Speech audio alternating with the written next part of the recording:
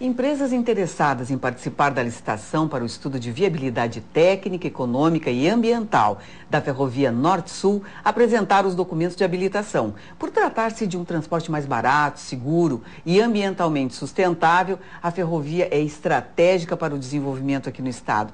Nós vamos saber mais sobre este assunto com o deputado Altemir Tortelli, membro da Frente Parlamentar Gaúcha em Defesa das Ferrovias. Bom dia, deputado. Bom dia, Marisa. Um prazer muito grande estar contigo e falar de um assunto tão importante. É verdade, né? O prazer é todo nosso.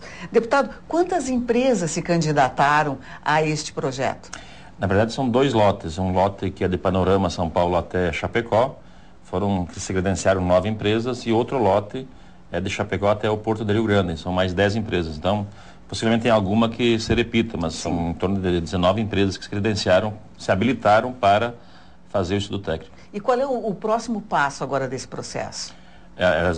Vão ser feito o estudo das condições dessas empresas. Tem uma previsão aí nas conversas que nós fizemos com o Ministério de no máximo 30, 60 dias isso ser analisado.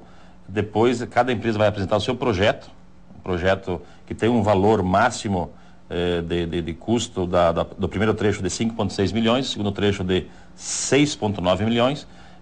Elas vão apresentar um projeto dentro disto, e aí o governo vai analisar os projetos de cada uma dessas empresas e também o seu orçamento. Então são 3 momentos. E nós esperamos que no limite, aí, no prazo de 1 ano, no máximo 1 ano, elas possam fazer o estudo. Isso que é importante. Então temos uma compreensão do governo e uma responsabilidade, um compromisso do governo de acelerar ao máximo, até porque se perdeu muito tempo. Sim. Teve quase 1 ano parado esse processo de licitação. Isso comprometeu muito os compromissos do governo de fazer com que efetivamente a Ferrovia Norte-Sul fosse colocada em prática. Deputado, aqui no estado nós temos noção de quanto isso vai representar em economia para o estado? Olha, dados exatos não temos, mas com certeza nós devemos ter aí em torno de 30%, 40% de redução, porque vamos baixar o seu custo para exportarmos aquilo que nós produzimos, baixa o seu custo para importarmos insumos ou produtos transformados para as nossas regiões, mas tem outros elementos importantes. Você imagina quanto custo a menos, quanto gasto a menos de investimento em rodovias que nós teremos com a volta das ferrovias. Quantas vidas serão preservadas, que nós temos hoje muitas, milhares de vidas por ano que são perdidas pelo tráfego intenso e inseguro nas ferrovias. E a agressão ambiental também. Então, se nós somarmos tudo isto com a redução de custos para a produção, é fantástico. Na verdade, é inaceitável o que se fez aqui no Brasil. Primeiro, você teve um investimento de recursos públicos para estruturar uma rede ferroviária, ela foi sendo desmontada, depois foi privatizada, entregue para multinacionais que tinham a sua base econômica em cima de transporte rodoviário, de carretas de transporte, como o caso de uma empresa aqui no estado, e elas acabaram de desativar toda essa estrutura. Ainda bem que temos agora uma política do governo, com uma decisão de nos próximos 25 anos investir em 10 mil quilômetros de rede ferroviária no Brasil, e nós temos esse nosso projeto aqui no Sul. Eu acho que a rede Norte e Sul, pelo traçado que ela está projetado, ela tem um poder de impacto indutora do desenvolvimento, de atrair empresas que se instalarão nessas regiões, mas dará uma condição de colocar os produtos produzidos, por exemplo, biocombustível. Hoje nós temos a produção de biocombustível em Erechim, Passo Fundo, Cachoeira do Sul, e o traçado da ferrovia passará por essas regiões. Nós poderemos ter o nosso produto sendo internacionalizado, comercializado a nível internacional pelos portos que vão ser ligados pela Ferrovia Norte-Sul. Essa malha ferroviária que nós temos aqui ainda existe, para que os nossos espectadores possam entender um pouco melhor, ela ainda é usada basicamente para transporte de carga. Na verdade, partes dela, né? Nós temos aí mais de 50% das redes, dos trilhos, dos trajetos que estão desativados. Ou desativados ou subutilizados, quase muito pouco utilizado. Não tem nada de transporte de pessoas e é utilizado para transporte de cargas em alguns trechos do estado. Então isso, na verdade, é um desperdício foram recursos públicos do nosso povo, do nosso Brasil, que depois foi privatizado e foi sucateado, foi abandonado.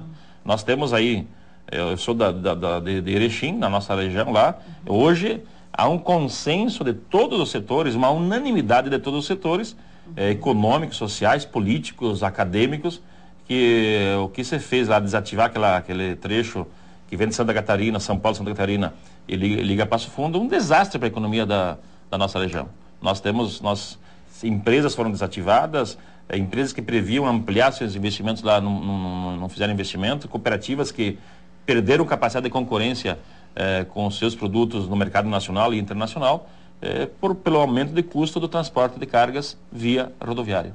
Recentemente houve não chega a ser uma polêmica, mas uma questão que incidia sobre o traçado da ferrovia, né? Que inicialmente se tinha feito um planejamento aqui no estado para que ela tivesse um traçado e foi aprovada com um outro traçado. Como é que ficou essa questão? Olha, Marisa, na verdade houve um movimento nos últimos 3 anos importante, puxado pelo um debate feito no Paraná, que tem uma rede ferroviária estatal do governo do estado, que mobilizou todos os 4 estados do Sul, incluindo os 3 do Sul, Mato Grosso do Sul, de criar uma empresa estatal do Sul, chamada Ferrosul.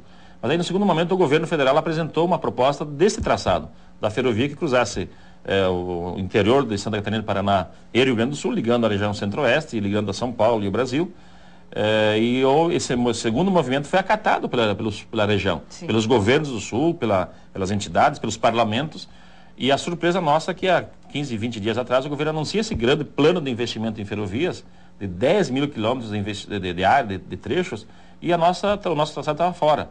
E o governo apontou um outro caminho, que seria uma ligação do Porto de Santos ao Porto de Rio Grande pelo litoral brasileiro, São Paulo, Paraná, Santa Catarina e Rio Grande do Sul.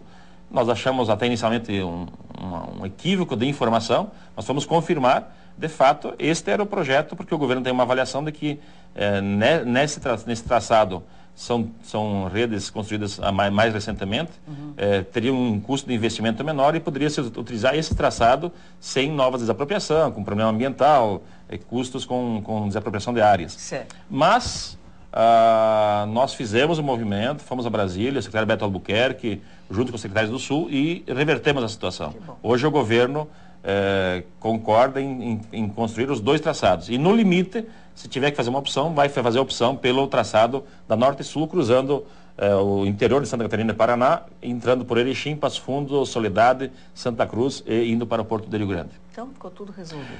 Não diríamos que está tudo resolvido, porque nós achávamos que estava tudo certo em Brasília. Quando o governo anuncia o pacote de investimento, nós ficamos fora.